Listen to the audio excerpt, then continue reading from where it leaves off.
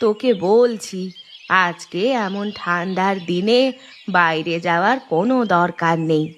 খেতে কাজ করতে গেলে মাথার মধ্যে কুয়াশা পড়বে, আর পানি সেচ দিতে গেলে ঠান্ডা পানি তোকে ধরতে হবে। তারপরে বাসায় এসে অসুস্থ হয়ে কয়েকদিন পড়ে থাকলে কে দেখবে বলতো? কয়েকটা দিন না হয় কাজে যাওয়ার দরকার নেই। মা, এই মাটি আর কাদার সাথে আমার তো বন্ধুত্ব হয়ে গেছে। আর একটু আধটু জ্বর এমন ঋতু বদলানোর সময় হয়ে থাকে। তুমি এত ভেবো না। বাবা উঠলে গরম জল দিয়ে হাত মুখ ধুয়ে দিতে বলবে। আমি বরং যাই, হ্যাঁ? তাড়াতাড়ি করে ক্ষেতের কাজ শেষ করে ঘরে চলে আসবো। তুই তো কোনো কথা বললেই শুনিস না। ঠিক আছে, তাহলে যা। আর মাথায় বরং একটা টুপি দিয়ে যা, তাহলে আর কুয়াশা মাথায় লাগবে না। টুপি তো ঘরে আছে, আমি নিয়ে আসছি। মা, তোমরা একটু সাবধানে থেকো। হাতে টাকা পয়সা আসলে তোমার আর বাবার জন্য কিছু শীতের কাপড় নিয়ে আসবো। আমার তো আগের বছরেরই কয়েকটা শীতের জামা আছে বাবা। তুই যদি পারিস তোর বাবার জন্য কয়েকটা কাপড় নিয়ে আসিস। তার আগেরগুলো সব ছিঁড়ে গেছে, তাই এই বছর না কিনলে হবেই না। আর তুই তো জানিস তোর বাবার আবার ঠান্ডার খুব সমস্যা, শ্বাসকষ্টও হয় ঠান্ডা বেড়ে গেলে। ঠিক আছে, তুমি তাহলে বাবাকে সকাল সকাল ঘুম থেকে উঠতে না করো, হ্যাঁ? আর একটু বেলা করে ঘুম থেকে উঠলেই বরং ভালো হবে, যখন রোদ উঠবে। আমি বরং এখন যাই মা, বুঝলে? তাড়াতাড়ি গিয়ে আবার তাড়াতাড়ি ফিরে আসবো। বাড়ি এসে জল খাবার খেয়ে তারপরে বাজারে যাব। আচ্ছা, ঠিক আছে। কি গো বড়মা, কেমন আছো তুমি? জ্যাঠাই মশাই কেমন আছে? জ্যাঠাই মশাই কি ঘরে আছে? সারাদিন ঘরেই ছিল। তার তো শ্বাসকষ্টের সমস্যা আছে, আর গরম জামা কাপড় তেমন কেনাও হয়নি। দেখিস না, শীতের জন্য সারাটা দিন কেমন কুয়াশাচ্ছন্ন হয়ে থাকে। তাই সকালের দিকটায় কোথাও বের হয় না, ঘরেই থাকে। আর বুঝেছিস তো, পুরুষ মানুষ বেশিক্ষণ ঘরে থাকতে চায় না। বিকেল হতে না হতেই হাটে চলে গেছে। তা তোমার ছেলেই তো বাজার হাট সব করে নিয়ে আসে। জ্যাঠাই মশাই আবার হাটে গেলেন কেন? কিছু কেনাকাটা করতে নাকি? না রে, তিনি হাটে গেছেন, আবার খালি হাতে বাড়িও চলে আসবে। সবার সাথে একটু গল্প গুজব করবে, হাঁটাহাঁটি করবে, তারপর ফিরবে। এই যে বললে তার শ্বাসকষ্টের সমস্যা আছে, তাহলে অকারণে ঠান্ডার মধ্যে কেন বাইরে যেতে দিলে? আমি আবার কখন যেতে দিলাম? বারণ করেছিলাম, আমার কথা শোনেনি। আচ্ছা কবিতা, তুই একটু বস, আমি তোর জন্য মুড়ি আর বাতাসা নিয়ে আসি। দুজন মিলে গল্প করব আর খাবো, কেমন? বড় মা, শীতের এই বিকেলে তোমার হাতের পকোড়া খেতে না খুব মজা লাগতো। এখন বুঝি আর বানাও না?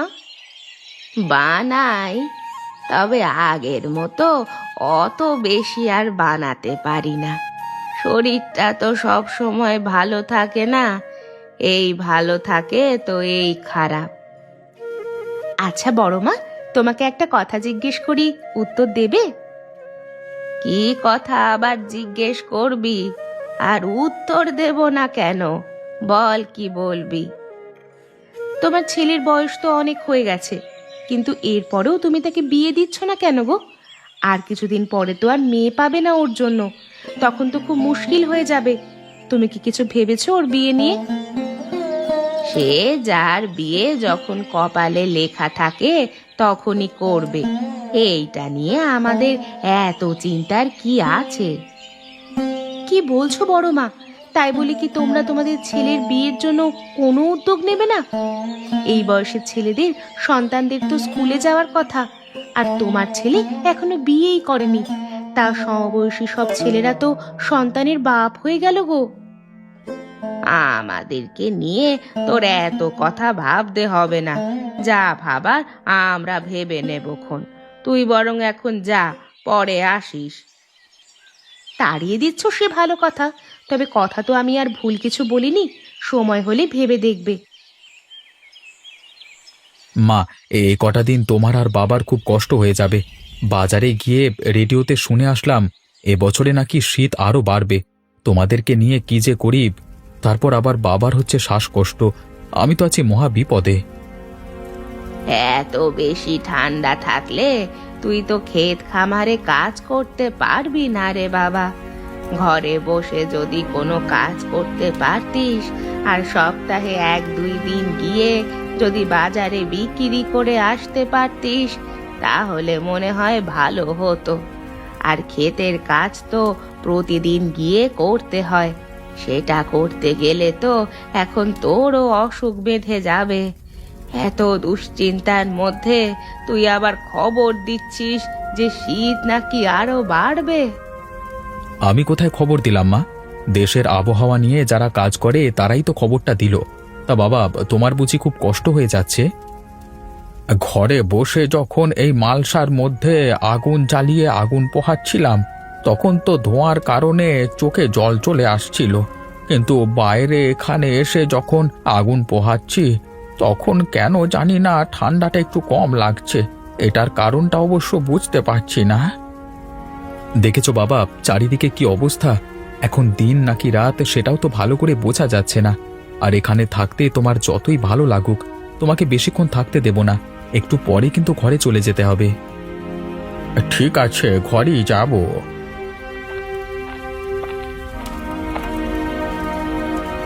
ও, তোমরা সবাই বুঝি এখানে? দেখেছিস কমল, কেমন ঠান্ডা পড়েছে। শুনলাম অনেক দিন নাকি এমন ঠান্ডা থাকবে, আর সামনেও ঠান্ডা নাকি আরো বাড়বে। বড় মা আর জ্যাঠাই মশাইকে নিয়ে কি করবি তখন? সেটা তো আমিও ভাবছি। বাবার যদি শ্বাসকষ্টটা না থাকতো তাহলে হয়তো এত ভাবতাম না, কিন্তু আমার তো চিন্তা হয় ওখানেই। শোন কমল, তোকে একটা কথা বলি। তোর মাকে বললে তোর মা শুনবে না, তাই তোকেই বলছি, একটু মন দিয়ে শোন। হ্যাঁ, কি বলবে বলো। তুই কি ভুলে গেছিস তোর বয়সটা যে দিন দিন বেড়ে যাচ্ছে? তোর বন্ধুরা সবাই ছেলে মেয়ের বাবা হয়ে গেছে রে। এমনকি তাদের ছেলে মেয়েরা স্কুলে পড়াশুনো করছে। আর তোর অবস্থাটা একবার দেখ। তুই আর তোর মায়ের আশায় থাকিস না। তোর মা তো মনে হচ্ছে তোকে আর বিয়ে টিয়ে করাবে না। তুই বরং নিজে পছন্দ করে বিয়ে করে ফেল। দরকার হলে আমাদেরকে বলিস, আমরা গিয়ে কনেকে দেখে আসবো। তুই আবার এসেছিস এসব নিয়ে কথা বলতে? তোকে তো একবার আমি বলে দিয়েছি এসব নিয়ে বারবার কথা না বলতে। এরপরেও তুই ব্যাপারটা নিয়ে কেন বাড়াবাড়ি করছিস? আরে, এটা নিয়ে আবার বাড়াবাড়ি করার কি হলো? বাবা মা হিসেবে তোমাদের যেটা দায়িত্ব সেটা যদি না করো, পাড়া প্রতিবেশী হিসাবে আমাদেরই কিন্তু এগিয়ে আসতে হবে। তাছাড়া তোমার ছেলে তো আমাদের পর কেউ নয়। আচ্ছা ঠিক আছে, ঠিক আছে, এই নিয়ে আবার তোমরা ঝগড়া বাঁধিয়ে দিও না। শোনো মা, তুমি যখন চাইবে তখনই বিয়ে করব, তাতে আমার যত কষ্টই হোক।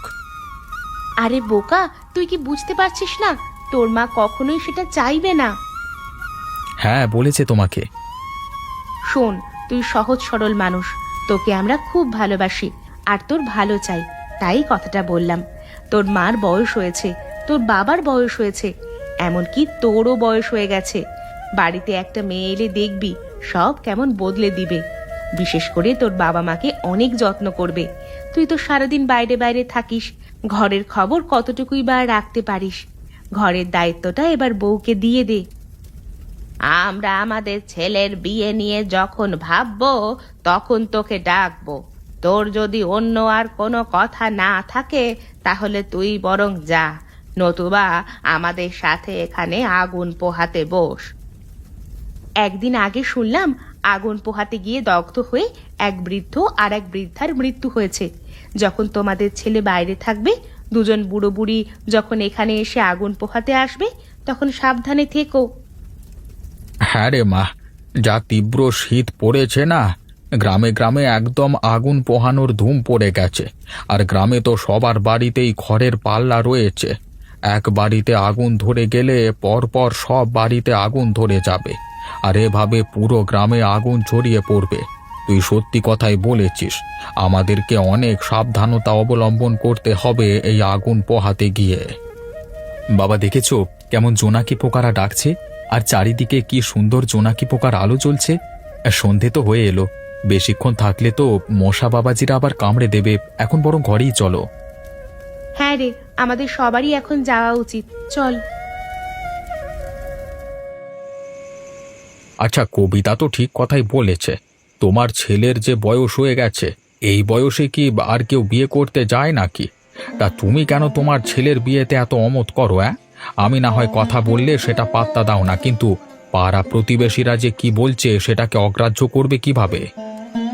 যার যেটা ইচ্ছা হয় সে সেটা বলুক না, আমার ব্যাপার আমি বুঝে নেব। কেন, তুমিও কি এখন আবার ছেলের বিয়ে নিয়ে ভাবতে বসলে নাকি? তা ভাববার কোনো কি দোষ আছে নাকি? বাবা মা হিসেবে এটা কি আমাদের দায়িত্ব নয় ছেলে মেয়ের বিয়ে দেওয়া? আমি তো অনেকবার পদক্ষেপ নিয়েছিলাম, কিন্তু তোমার কারণে তো আর বেশি দূর আগাতে পারিনি। আরে চুপ করো তো, এসব আলোচনা করতে আমার ভালো লাগছে না। রাত অনেক হয়েছে, তাই এভাবে বসে আছো কেন? ঘুমিয়ে থাকো না বাপু। ঘুমিয়ে ঘুমিয়েই তো এত বছর পার করে দিলাম। আচ্ছা তুমি বলো তো, তুমি কেন আমাদের ছেলের বিয়েটা দিতে চাইছো না? তোমার এত দ্বিমত কিসের? আমি চাই না আমার ছেলেটা পর হয়ে যাক। পরের বাড়ির মেয়ে এসে আমার ছেলেটাকে আমার কাছ থেকে দূরে সরিয়ে নিয়ে যাবে, সেটা আমি কিছুতেই সহ্য করতে পারবো না। 10টা নয়, 5টা নয়, ছেলে তো আমাদের একটাই, বলো। ওকে যদি আমার কাছ থেকে কেউ আলাদা করে দেয়, তাহলে আমি বাঁচবো কি করে? এই ভাবনাটা তোমার অহেতুক ভাবনা। তুমি নিজেই পছন্দ করে পরিবার দেখে একটা ভালো লক্ষ্মীমন্ত মেয়েকে তোমার ছেলের বউ করে নিয়ে আসলেই তো সমস্যার সমাধান হয়ে যায়। সব মেয়েরা কি আর একরকম হয় নাকি? আমার মন বলছে আমাদের ছেলের বউটা খুব লক্ষ্মী হবে, আমাদের দুজনের অনেক খেয়াল রাখবে। তুমি আর ছেলের বিয়েতে অমত করো না। নিজের কথা না ভেবে একবার একটু ছেলের কথাটা ভাবো। আমরা মরে গেলে ওর কি হবে? ওর বউ এসে যদি আমার কাছ থেকে ওকে কেড়ে নেয়, তখন তুমি কি পারবে কিছু করতে? আর যদি কেড়ে না নিয়ে আমাদের সবার সাথে মিলেমিশে থাকে, তখন কেমন হবে? আমি বলেছিলাম তোমার এত চিন্তার কিছু নেই। ওপরওয়ালা আমাদের ভাগ্যে খুব লক্ষ্মী বৌমাই রেখেছে। আমার কথাখানা মিলিয়ে নিও। হ্যাঁ, দেখবো। এবার ঘুমাও। বৌমা, সব পিঠে নিয়ে আসো। আজ আর ভাত খাবো না। তোমার হাতের মজাদার পিঠে আর পকোড়াই খাবো শুধু। বাবা, সব পিঠে আর পকোড়া এখনো বানানো হয়নি, আপনারা খেতে থাকুন। সবগুলো বানানো হয়ে গেলে একসাথে নিয়ে আমি আসছি। কি গো বড় মা, এখন কি মনে হচ্ছে না যে ছেলের বিয়েটা আরো আগে দিলে ভালো হতো? তুই একদম ঠিক কথাই বলেছিস রে মা, আমার বড্ড ভুল হয়ে গেছে।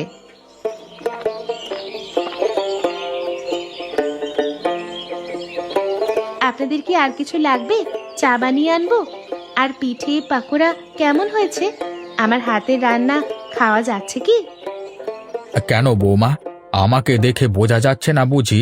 আমাদের বউয়ের হাতের সব খাবারই খুব ভালো হয়। এতে তো আলাদা করে বলবার কিছু নেই বৌমা। একদম ঠিক কথা বলেছো তুমি। এমন মিষ্টি একটা বৌমা এনে তোমাদের দিলাম, এর জন্য কিন্তু আমার কিছু প্রাপ্য, সেটা আবার ভুলে যেও না যেন। কি রে কমল, চুপ করে আছিস কেন? আমি আর কি বলবো? আপনারা সবাই খুব বেশি বেশি বলছেন। আমি তো অতিরিক্ত কিছুই করছি না। বিয়ের আগে বাবা মার জন্য যা যা করতাম, এখানে এসেও তাই তাই করছি। আমার নিজের বাবা মা আর আপনাদের মধ্যে তো কোনো পার্থক্য করা আমার উচিত নয় না।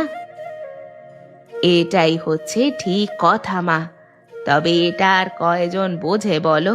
তুমি সারা জীবন এমনটাই থেকো। মা